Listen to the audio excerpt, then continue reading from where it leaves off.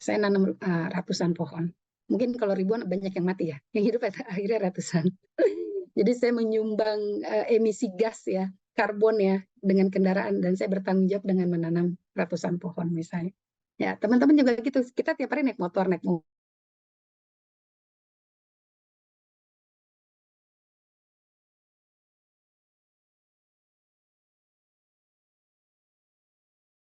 Aksi.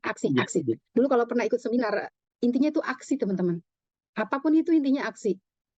Karena lebih baik sedikit ilmu tapi aksi nyata daripada banyak ilmu nggak ada aksinya.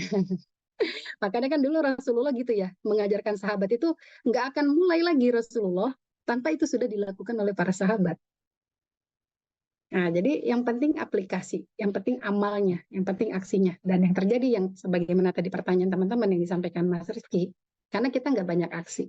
Sehingga kita menemukan ajaran Islam di Barat, ajarannya, tapi nggak ketemu muslimnya. Orang yang melakukannya itu nggak ada gitu. Atau tadi di negara Islam, sebenarnya ajarannya Islam, tapi ajarannya nggak ada, diaplikasikan di negara-negara Islam. Kotor, jorok, terbelakang, nggak belajar, dan seterusnya. Itu bukan ajaran-ajaran Islam. Intinya jadi aksi ya, nah teman-teman. Nah, pertanyaan yang kedua juga ini menarik nih teman-teman, tentang apa tadi namanya, apakah hifzul bi'ah itu bisa dimasukkan ke dalam makosid syariah? Tentu. Nah, teman-teman kan tahu ya, makosid syariah itu kan 5 poin ya. Nah, memelihara agama, jiwa, keturunan, harta, dan akal. Nah, waktu saya nulis disertasi ini tahun 2011 itu saya ketemu karya namanya dari Dr. Muzofir waktu itu, sekarang beliau sudah profesor, beliau sekarang jadi rektor atau direktur pasca sarjana di Surakarta ya, Profesor Muzofir, kenal nggak Mbak Alfian? Beliau itu yang menggagas. Pernah dengar Ibu? Iya, itu terkenal Pernah. banget. Iya. Pernah dengar ya? Iya. Ya, beliau itu yang menggagas tadi hifzul bi'ah. Jadi dalam disertasi beliau, dia menggagas hifzul bi'ah bagian dari makosid syariah. Alasannya, nggak mungkin tadi 5 makosid syariah itu bisa dipraktekkan kalau lingkungannya nggak nyaman. Nggak bisa kita sholat kalau banjir. Nggak bisa kita hidup kita tenang kalau dikit-dikit apa namanya, pokoknya segala macam bentuk penyakit itu ada di sekeliling kita. Kita nggak bisa beraktivitas kalau lingkungan kita ini banyak penyakit dan seterusnya. Kita nggak bakal nyaman di jalanan tuh. Kalau sepanjang jalan sampah semua. Ini banyak terjadi nih Mbak Alfian di daerah kami ini, setelah Sawangan menuju kampus UIN Jakarta, itu masyarakat Masya Allah, saya astagfirullahaladzim, saya bilang, kenapa buang sampah tuh di tengah-tengah trotoar itu loh Mbak? Tengah-tengah Oh trotoar iya, jalan iya. gitu. Iya. Itu kan Masya Allah, saya bilang, astagfirullahaladzim. Apa maksudnya? Kadang-kadang saya pikir, kok nggak masuk logika banget ya orang buang sampah di tengah-tengah jalan raya. Tujuannya apa itu? Saya kadang-kadang kalau ketemu orangnya pengennya sih, gemes banget ya gitu. Makanya apa maksudnya buang sampah di tengah-tengah jalan raya gitu?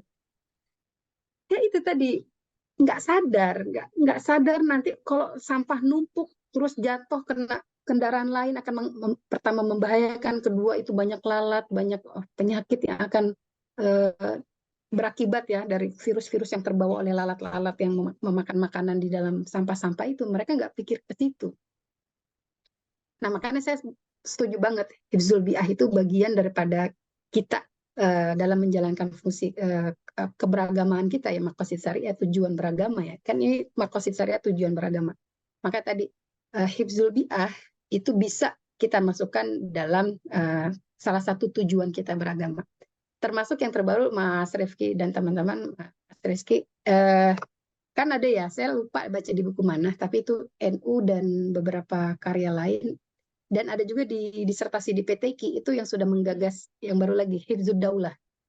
Hifzud Daulah itu artinya memelihara negara. Karena sekali lagi kita nggak bisa hidup nyaman kalau negara kita dalam kondisi konflik. Maka Hifzud Daulah, menjaga ketentraman negara ya, menjaga keamanan bangsa, itu juga salah satu maqasid syariah. Sebagaimana yang dulu Nabi ajarkan di dalam Piagam Madinah ya. Piagam Madinah itu kan tujuannya tadi bagaimana antara kepentingan manusia antar suku, antar agama, antar budaya, antar kepentingan itu semua terakumulasi, terakomodir di dalam piagam Madinah itu, supaya semuanya dapat hidup harmonis, damai, tentram, bahagia.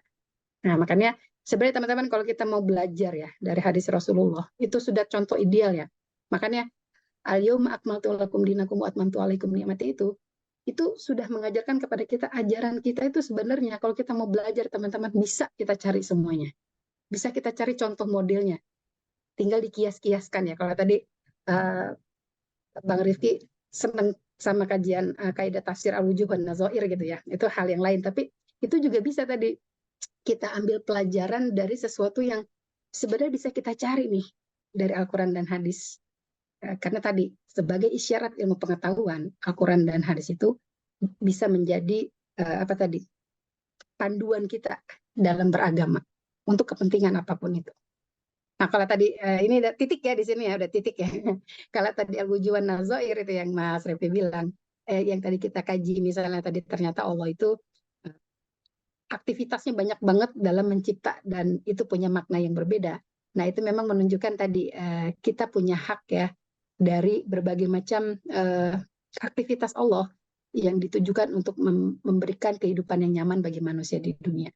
Saya setuju banget. Termasuk kemarin saya bahas tentang al-wujuh wan nazair, tapi pada kajian relasi gender ya, karena kita juga belajar tentang relasi gender.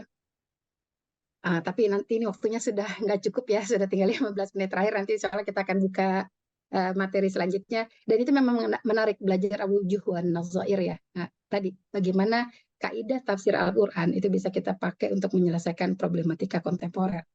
Itu PR selanjutnya ya, Mas Rifki, Mas Rizky. Tapi intinya di situ sekali lagi saya mengapresiasi upaya teman-teman, semoga Allah catat ini sebagai amal soleh kita bersama. Dan tolong cari saya nanti ya di surga ya, kalau teman-teman masuk surga lebih dulu. Mbak Alfian ya, nanti kalau masuk surga Mbak Alfian cari-cari mana Mbak Rian. Kalau Mbak Rian belum ada, cari ya. Saya lebih senang dipanggil nama sebenarnya teman-teman, karena lebih dekat secara emosional. Oke, terima kasih teman-teman. Saya mohon maaf atas segala macam kekurangan. Mbak Alfian, teman-teman semua, semoga bermanfaat. Terima kasih. Terima kasih Ibu. Ibu. Sehat selalu, Bu. Amin, teman-teman juga semuanya. Kita udah foto bersama belum? Oh, belum tutup ya? Oke, silakan. Ini boleh deh, ini teman-teman on cam kita foto dulu ya. Iya. Yang penting 3:30 selesai ya. Saya jam 4 ada kegiatan lagi soalnya. Oke, bismillah. Satu on cam ya. 1, 2, yang ganteng pokoknya, yang cantik. Senyum lebar-lebar. Jalan yuk. 1, 2, 3. 1, 2, 3. Oke, terima kasih. Oke, terima kasih. Rian, Mas izin, Rizky. itu belum dijawab tuh pertanyaan saya. Oh, yang mana tuh? Waktunya udah habis, nanti by WA ya, Kak. Jam 4 ada jadwal lagi, Kak. Belum sholat soalnya. Ya. Beliau ini baik. kakak kelas saya, teman-teman. Mana ada pertanyaan apa yang kita lihat, Kak? Masya Allah. Bangga banget nih ada alumni nih, Kak Fitri. Masya Allah nih, luar biasa. Yang mana Kak Fitri? Pertanyaannya. Nanti di WA ya, Kak. Rian izin dulu, jam 4 ada acara lagi soalnya. Oke, sayang. Siap. Sukses ya, Neng. Barakallahu fiik. Amin. Wabarakallahu fikum. Wa'alaikum, Kakak. Syukran. Ayo, Mas, kita tutup, Mas. Oke, baik teman-teman, karena waktunya terbatas ya. Jadi pesan besar dari jawaban Ibu tadi, ya ayyuhalladzina amanu lima taquluna ma la taf'alun kabura maqtan indallah. Jadi jangan sampai kita jadi objek ayat itu ataupun ayat yang lain, atamuruna nasa bil birri wa tansawun anfusakum. Kita nyuruh-nyuruh kebaikan tapi kita sendiri lupa. Wa antum tatsinul kitab, padahal kita baca kitab tuh. Oke. Sekian dari kami, dan sebelum kami tutup ada doa